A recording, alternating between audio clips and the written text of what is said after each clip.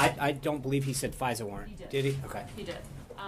And that's why I'm asking this question, which is, does the Trump administration have the presumption that foreign leaders or foreign nationals will not be surveilled when they are in contact with Trump? Again, as I said, I don't want to start talking or guessing what he may say or may not say or explain this. I think that we will have more information, or I hope to have more information once the president is briefed, and to find out, what else has gone on in terms of additional information on this. But I do think it is a starting revelation, and there's a lot of questions that need to get asked. I think it's interesting. All of the questions are in the presumptive negative towards us, as opposed to, why was this taking place? Why were people surveilled? Ostensibly they were involved in the campaign. Because it's not. No. The question is the question.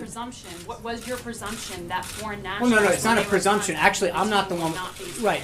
Respectfully, I'm not the one with the presumption. You guys are. I even come up here presuming anything. I actually started my comments off by saying that I presume that foreign nationals are being monitored by U.S. intelligence when they are talking to. Okay, and then I think the question. Then I think there's a series of questions, which is how many times was an individual picked up? Why were they picked up? Were they unmasked? Again, a lot of this, if they're picked up during a FISA warrant, is that American citizens are prohibited by law from being unmasked, from, quote, having their name put out there. Why would someone's name get put out there? What ways were they described? There's a lot of questions that need to get asked. Those are the relevant issues that need to get asked. How many times was one individual followed?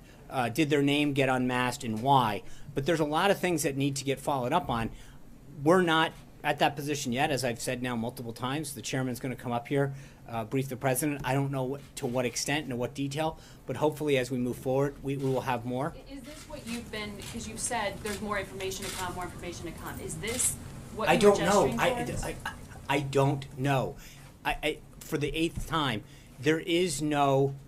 we don't know what he's going to come up here and explain and share. And until that happens, for me to talk about where we think this is headed, again, we're not in the business of trying to get to this point yet. We say this is what they have. We've asked that the investigation be conducted and that people gather up information. What they have and to what extent, we'll know soon. 2 questions on Paul Manafort. Did the president know that he had worked to advance Putin's interests previous to becoming the campaign chairman? No, I don't think the president was not aware of Paul's clients from last decade. But no. Is that a problem? Now that all this is coming out, and there is what is coming out? What else don't we know? I mean, where he went to school, what grades he got, who he played with in the sandbox. We didn't know Michael Flynn was okay. Thanks, Peter. I'm having an answering question. No, you're not actually. The answer to your question is, I think to talk about someone having a client from 10 years ago that had a consulting company with clients from around the world. Paid millions of dollars to advance Putin's interests. I don't know what he got paid to. If you listen to what Paul... the documents Hold on. I understand. I'm going to answer your question, if you give me a second. That he was a consultant.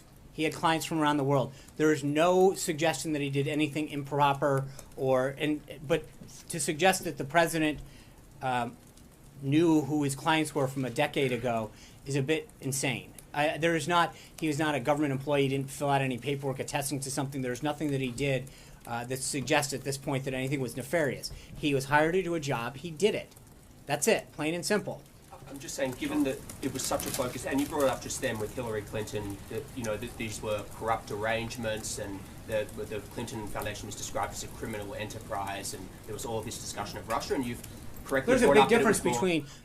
There was dollars... Hold on. I'm not conflating the president. I'm just asking, is he disappointed now that he's found this out? That there was Found out what, Jonathan? That he had a client in the past decade, he had a client, and you're worried about what? That he held... I mean... I don't know what work he was doing.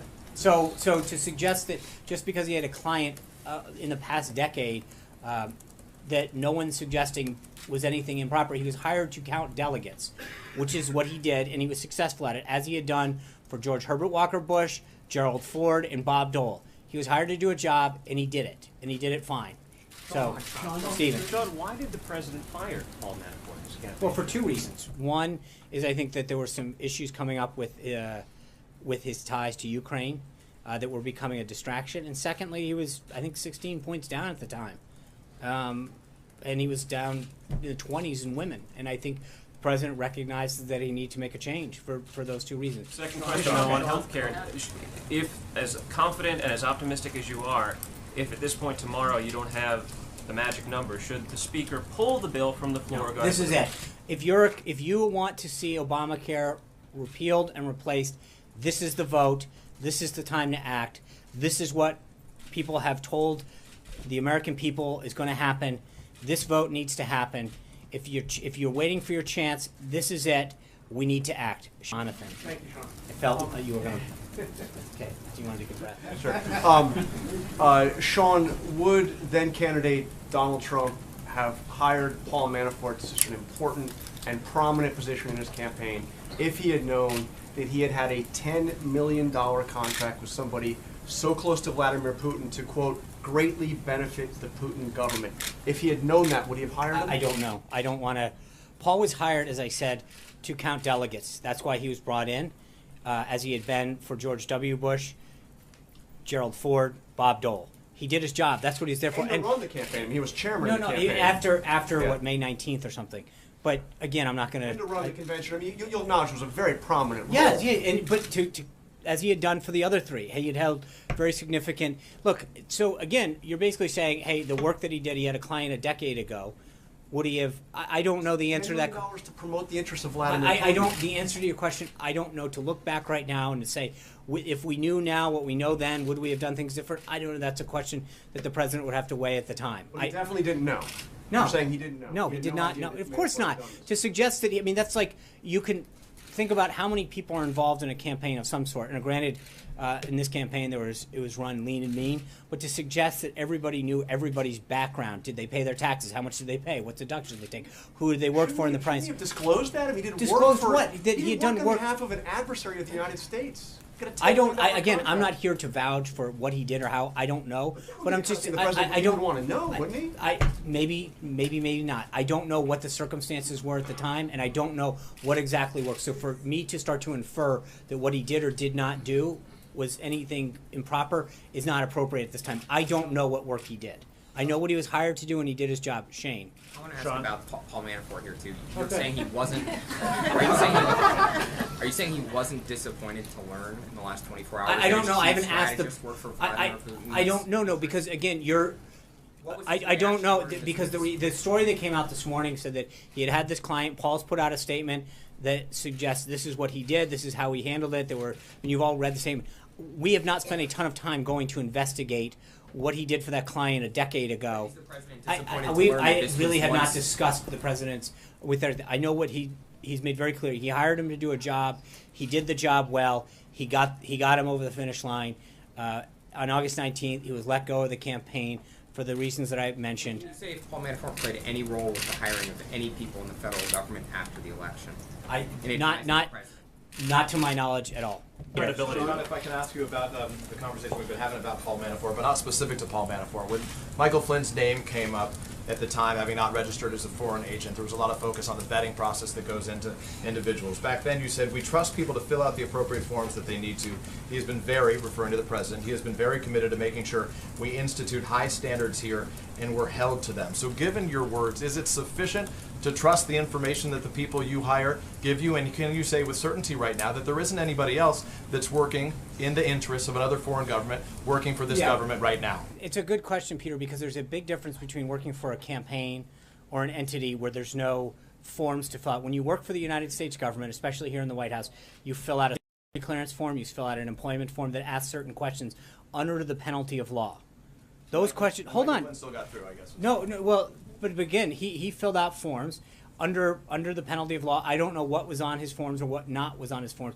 Remember, what the president let him go for was not being truthful to the vice president, not necessarily for what was on a form, which I do not know what he filled out or did not fill out. If somebody fills out a form here, an SF-86, a security clearance form, or another employment document, and lies on that form or misleads, then they're going to face the penalty of law on that. That's a big difference between saying when someone was hired on a campaign or another entity that they should disclose everything in their past, whether or not they, who their clients were, what.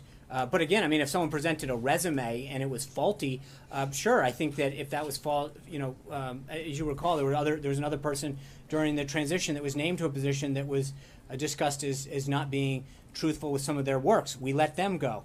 That was people write things, they have jobs, they describe themselves in certain ways, and every time that I'm aware of that we've had an incident where someone has not been forthright and truthful, we've let them go. But when you work for the United States government, you actually fill out security clearance forms, employment forms under the penalty of law.